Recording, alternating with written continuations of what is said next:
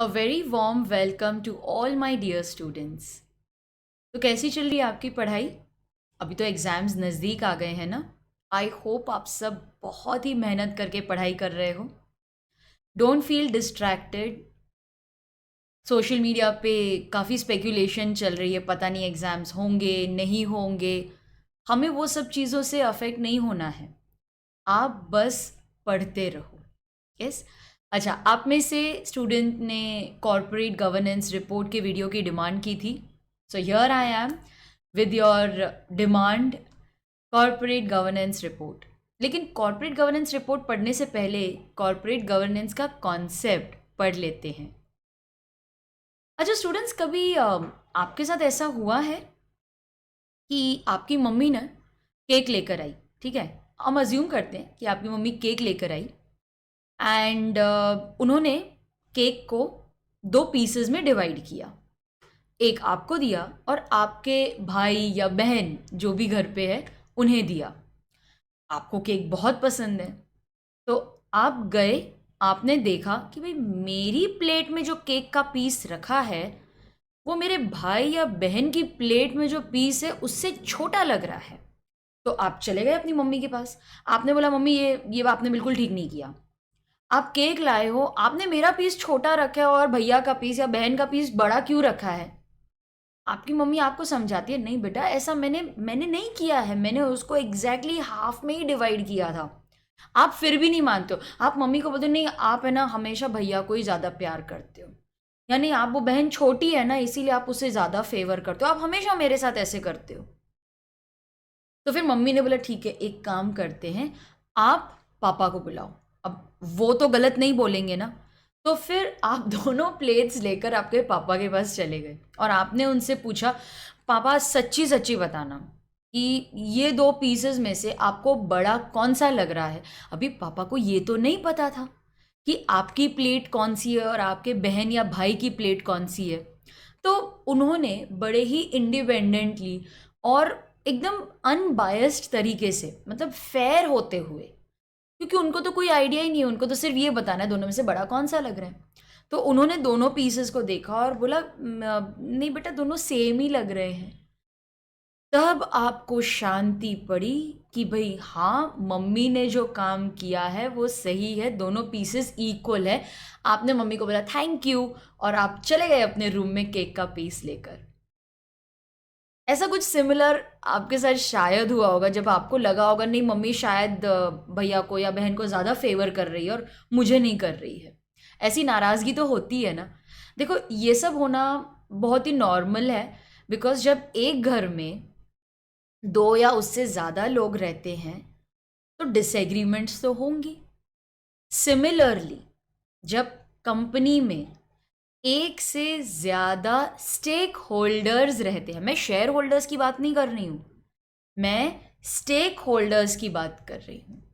Company में जब एक से ज़्यादा स्टेक होल्डर्स है, स्टेक मतलब क्या, मतलब कि हिस्सा। हिस्सा पैसे का हो सकता है, हिस्सा इंटरेस्ट का हो सकता है।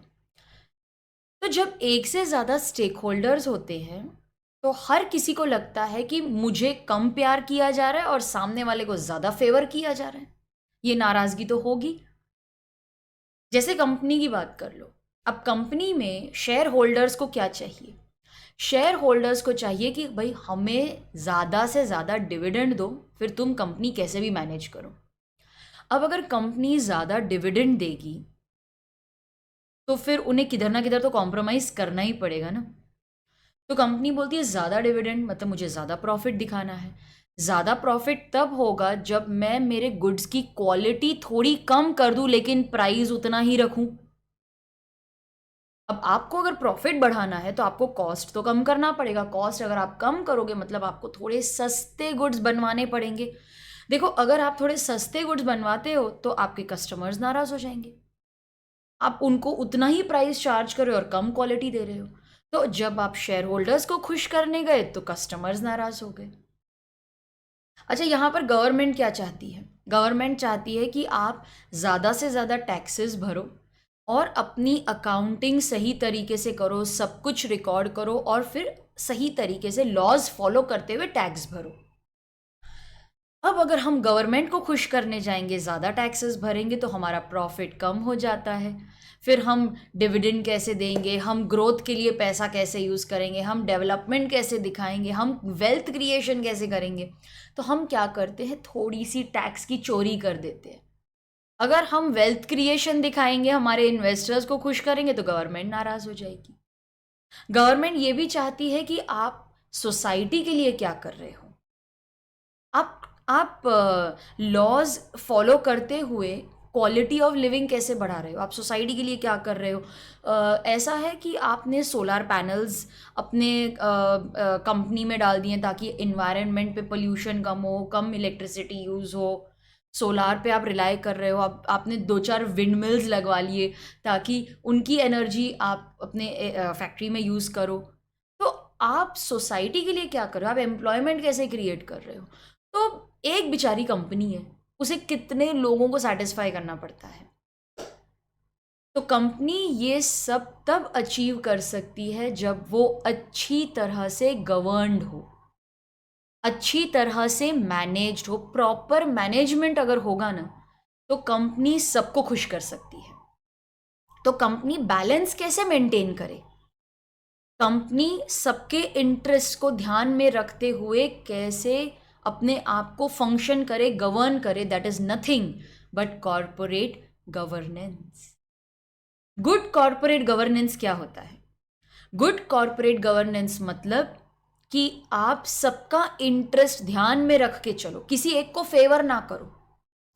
आप सिर्फ शेयर होल्डर्स की ना सुनो, आप कंपनी के सप्लायर्स, कंपनी के कस्टमर्स, कंपनी जो टैक्सेस भर रही है, सोसाइटी में काम कर रही है, उन पे भी ध्यान दो। तो आप एक एक स्टेक होल्डर को फेवर ना करते हुए सबको इक्वली ट्रीट करो। जो लॉज हैं, जो रूल्स आपके लिए बनाए गए हैं, उन्हें फॉलो करो। That is good corporate governance. Corporate governance means manner in which the company is governed, the company is manage. अच्छी तरह से मैनेज करना है, ये हमारा एम है। That is good corporate governance. अच्छा, कंपनी कॉरपोरेट गवर्नेंस रख रही है या नहीं, ये हमें कैसे पता चलेगा? तो कंपनी को अपना कॉरपोरेट गवर्नेंस गुड है या नहीं है, ये बताने के लिए प्रिपेयर करती है एक कॉरपोरेट गवर्नेंस रिपोर्ट। तो कॉरपोरेट गवर्नेंस रिपोर्ट एक डॉक्यूमेंट है जो हम हमारे स्टेक होल्डर्स, शेयर होल्डर्स के साथ शेयर करते हैं कि भाई देखो, हम कंपनी को सही तरीके से मैनेज कर रहे हैं। ये दिखाने के लिए हमने एक रिपोर्ट बनाई है और उस रिपोर्ट को बोलते हैं कॉरपोरेट गवर्नेंस रिपोर्ट। तो मैंने एक छोटा सा राइटअप लिखा है यहाँ पर कि कॉरपोरेट गवर्नेंस रिपोर्ट क्या होती है। Corporate governance report provides assurance, confidence to stakeholders that corporations are committed to good corporate governance. हम सिर्फ किसी एक को ही फेवर नहीं करेंगे, कंपनी जितने भी लॉज है, रेगुलेशंस है, उन्हें फॉलो करते हुए काम कर रही है। देखो, अभी गवर्नमेंट ने भी इन सब स्टेक होल्डर्स के इंटरेस्ट को प्रोटेक्ट करने के लिए लॉज बनाए हैं। जैसे लेबर है तो उसके लिए लेबर लॉज बनाए हैं, और शेयर होल्डर्स है उनका इंटरेस्ट प्रोटेक्ट करने के लिए हमने ट्रांसपेरेंसी इंट्रोड्यूस की है कि उनको ज़्यादा से ज़्यादा इंफॉर्मेशन दो, सही तरीके से बुक्स ऑफ अकाउंट्स मेंटेन करो, उन्हें सही तरीके से इंफॉर्मेशन दो, इन्फॉर्म्ड रखो। तो ऐसे हम, अच्छा, सोसाइटी के लिए अभी CSR लेकर आए हैं, कॉरपोरेट सोशल रिस्पॉन्सिबिलिटी।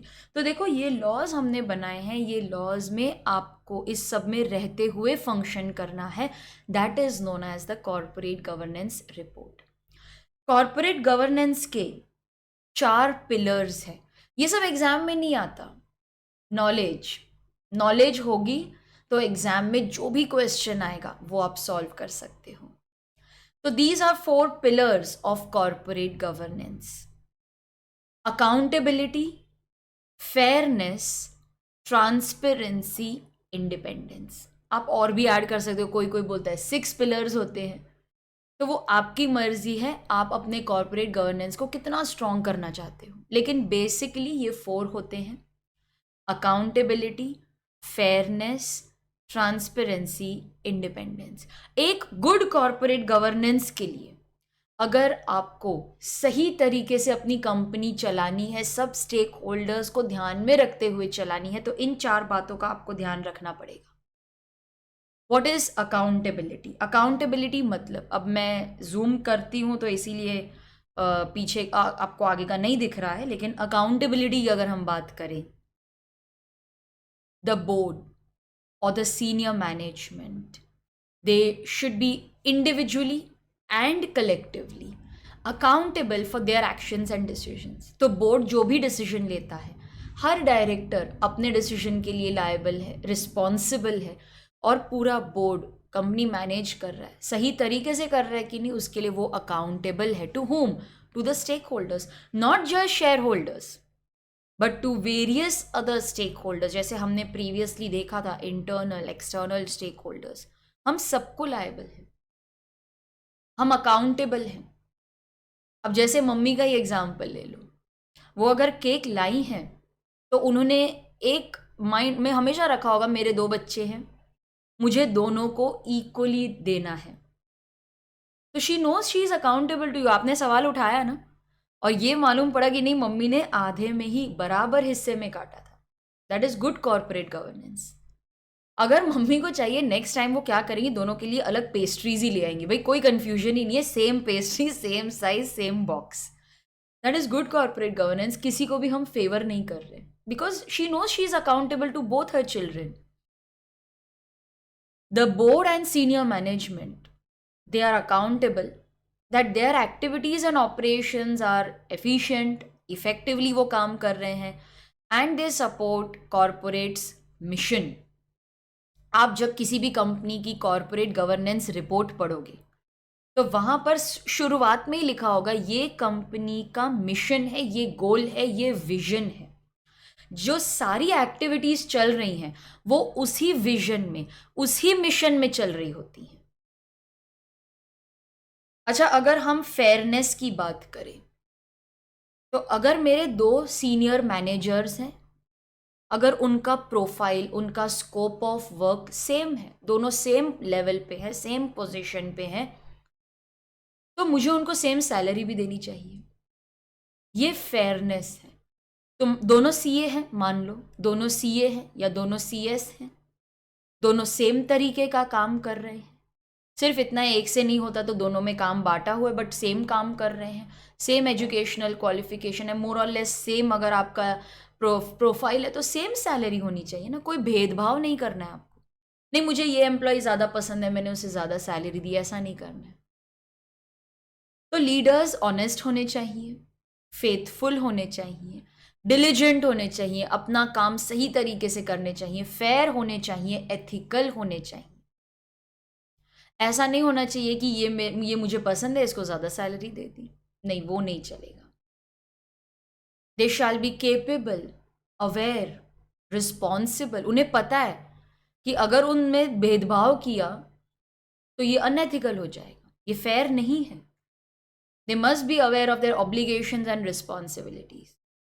लेकिन ऐसा मुझे भी लगता है और ऐसा ऑथर्स भी मानते हैं कि फेयर होना बहुत मुश्किल है।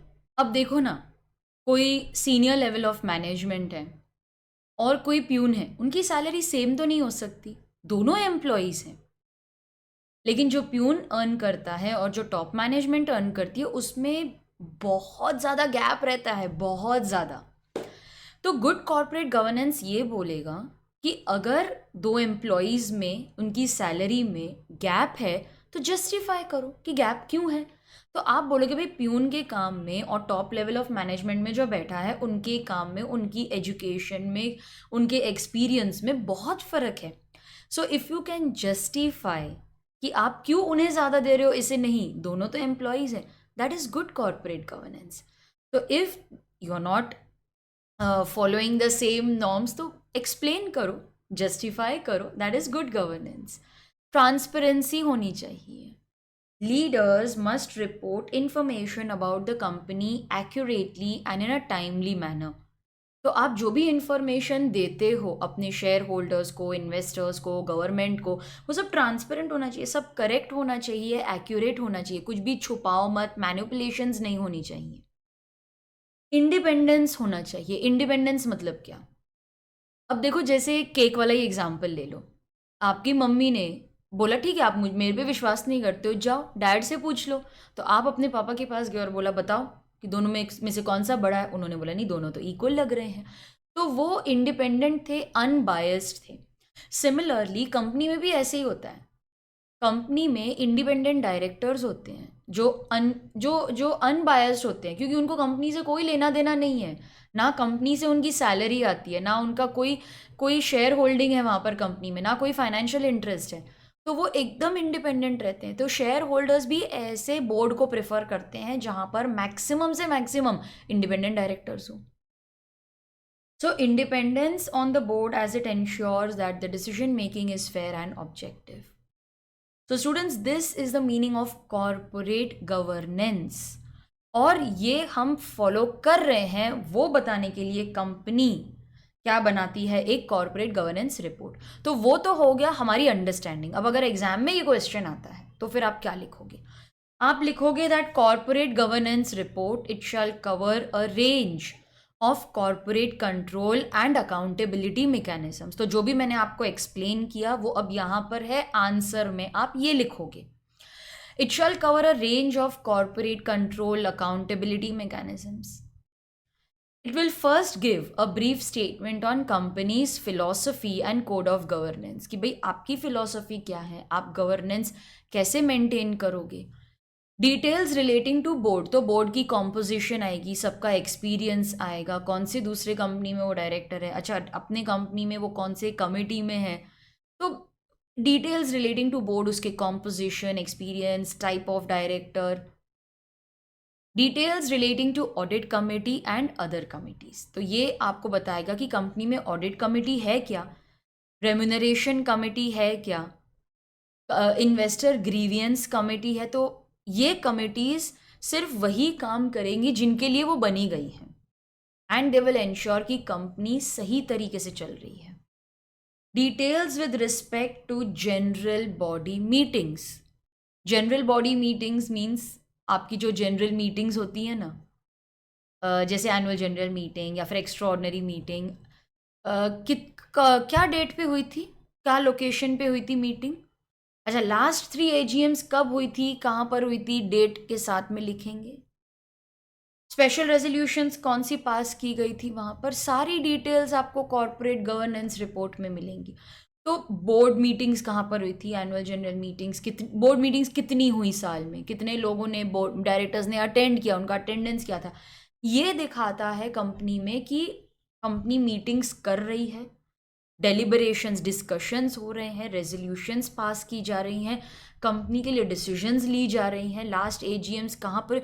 See how accountable the company is, कि तुम ये काम कर रहे हो। अभी AGM तो सबको करनी है, क्या प्रूफ है कि तुम करो? देखो गवर्नेंस रिपोर्ट में हमने प्रूफ दिया है कि ये लास्ट 3 AGMs है, ये डेट पर हुई थी। बोर्ड मिलता है रेगुलरली, डिस्कशंस करते हैं, डिसीजंस लेते हैं, मतलब हम काम कर रहे हैं ना। So that is what is shown in the governance report. You are making the company accountable. लिखो, हमें बताओ। तुम सिर्फ बोल रहे हो ना बोर्ड मीटिंग, ये लिख के बताओ हमें। Disclosures with respect to materially significant related party transactions. तो related party transactions मतलब कि आर्म्स लेंथ पे हैं या नहीं। अगर मार्केट में वही चीज़ 100 रुपये में मिलती है, आपने 120 में क्यों खरीदी? रिलेटेड पार्टी ट्रांजैक्शन है, 120 में क्यों गए? तो जस्टिफाई करो ना, नहीं ये बेटर क्वालिटी है, कस्टमाइज है, इसीलिए ज़्यादा है। अच्छा आपका जो डायरेक्टर है वो एक फर्म में पार्टनर भी है, वहाँ से अगर गुड्स खरीद लिए, कोई रिलेटेड पार्टी ट्रांजैक्शन की है, कोई मटीरियली सिग्निफिकेंट है, तो डिस्क्लोज करो ताकि हमें पता लगे कि वो आर्म्स लेंथ पर है। General information relating to the book closure date, dividend payment date, market price data दिया रहता है वहाँ पर, प्लांट लोकेशन एक्सेट्रा। तो ये सारी इंफॉर्मेशन कॉर्पोरेट गवर्नेंस रिपोर्ट में दी जाएगी। आपको देखनी है एक कंपनी की कॉर्पोरेट गवर्नेंस रिपोर्ट। तो चलो देख लेते हैं कि जो हमने पढ़ा है वहाँ पर एक्चुअली में है या नहीं। Students, this is the corporate governance report of Reliance Industries. This is a part of the integrated annual report for the year 2019-20. Okay? तो ये कॉर्पोरेट गवर्नेंस रिपोर्ट है, मैं पूरी नहीं पढ़ रही, यहाँ पर हम सिर्फ हेडिंग्स पढ़ेंगे और देखेंगे कि एग्जैक्टली दिखती कैसी है, क्या आता है उसमें। तो यहाँ पर सबसे पहले उन्होंने कंपनी की जो फिलॉसफी है ऑन कोड ऑफ गवर्नेंस वो लिखी है। Appropriate governance structure with defined roles and responsibility, ये उनकी गवर्नेंस पॉलिसीज़ हैं। Code of conduct for prohibition of insider trading, health safety environment policy, whistleblower policy, corporate social responsibility policy. तो देखा आपने, insider trading, corporate social responsibility, ये वो society के लिए कर रहे हैं, तो for that stakeholder. Prevention of sexual harassment policy, ये अपने एम्प्लॉयज़, फीमेल एम्प्लॉयज़ के लिए है। Whistle blower policy, remuneration policy, then policy on materiality of related party transactions, policy for preservation of document, data privacy policy. तो ऐसी policies हैं, उसी से वो गवर्नेंस मैनेज करेंगे। Audit and internal checks, best corporate governance practices, shareholders communication कैसे किया। अच्छा ये देखो, ये बहुत इंटरेस्टिंग है। Board composition and category of directors, ये हमने पढ़ा था कि बोर्ड की कॉम्पोजिशन आएगी, तो नेम ऑफ डायरेक्टर कौन सी कैटेगरी का, जैसे प्रमोटर डायरेक्टर्स हैं, ये नॉन एग्जीक्यूटिव डायरेक्टर्स है और यहाँ पर ये एग्जीक्यूटिव डायरेक्टर्स हैं। डायरेक्टर आइडेंटिफिकेशन नंबर भी दिया है। Number of equity shares held by them as on 31 March 2020। Directors का प्रोफाइल दिया है, यहाँ पर कोड ऑफ कंडक्ट है, सक्सेशन प्लानिंग है, there are selection of independent directors कैसे होता है, because independent directors they are not related to the company, उनका जो क्राइटेरिया है वो कंपनी कैसे मीट कर रही है। मीटिंग ऑफ इंडिपेंडेंट डायरेक्टर्स, अच्छा नंबर ऑफ बोर्ड मीटिंग्स देखो यहाँ पर कि ये डेट है, ये बोर्ड की स्ट्रेंथ है और इतने डायरेक्टर्स उस मीटिंग में प्रेजेंट थे, डेट के साथ दिया है वहाँ पर। ज़्यादा जूम नहीं कर पाऊंगी मैं, तो डेट के साथ कितने डायरेक्टर्स थे, कितने लोगों ने अटेंड किया। तो देखो कितनी अच्छी गवर्नेंस है यहाँ पर। 14 डायरेक्टर्स हैं बोर्ड पे, all 14 were present in most of the meetings. अच्छा ये देखो यहाँ पर, attendance of directors at board meetings, last annual general meeting and number of other directorships, chairmanships that they hold of committees in various companies. तो यहाँ पर name of director दिया है, attendance eight meetings during the year, board meetings और AGM में क्या वो present थे, और दूसरी कितनी डायरेक्टरशिप्स हैं उनके पास, कैटेगरी क्या है, number of membership of any other और committeeship, chairmanship in of any committee.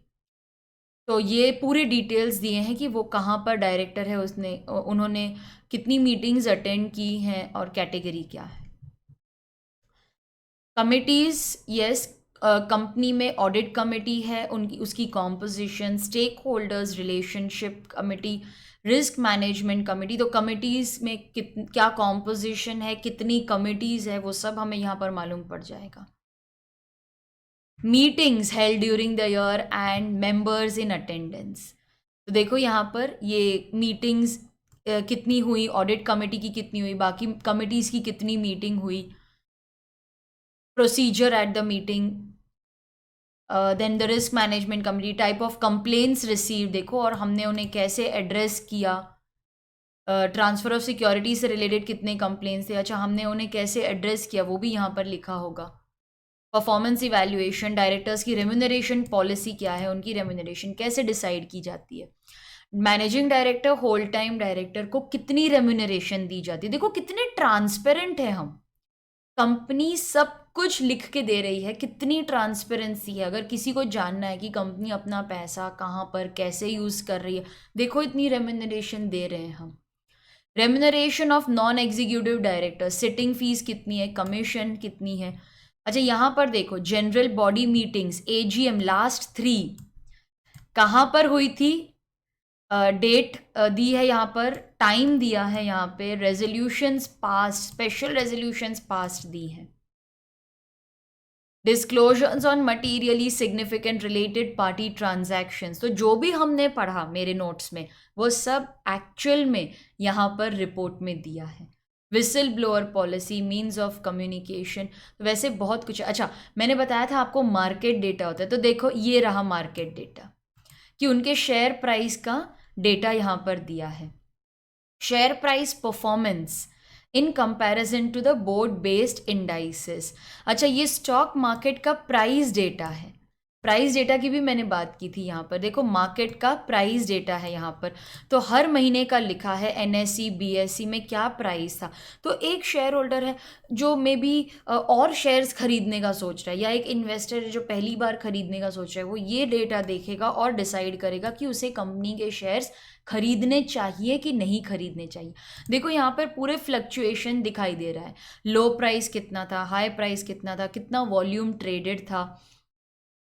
Share holding pattern के बारे में बताया है, कैटेगरी वाइज शेयर होल्डिंग क्या है, bonus issue off fully paid up shares के बारे में इंफॉर्मेशन है, कॉर्पोरेट बेनिफिट टू इन्वेस्टर्स, ये dividend declared for the last 10 years, मैंने नोट्स में दिया था आपको, डिविडेंड डिक्लेयर्ड का इन्फॉर्मेशन दिया जाएगा, लास्ट 10 ईयर्स में हमने कितना डिविडेंड दिया है, डिविडेंड पर इक्विटी शेयर, तो एक अंदाज़ा आएगा कि कंपनी कितना डिविडेंड देती आ रही है।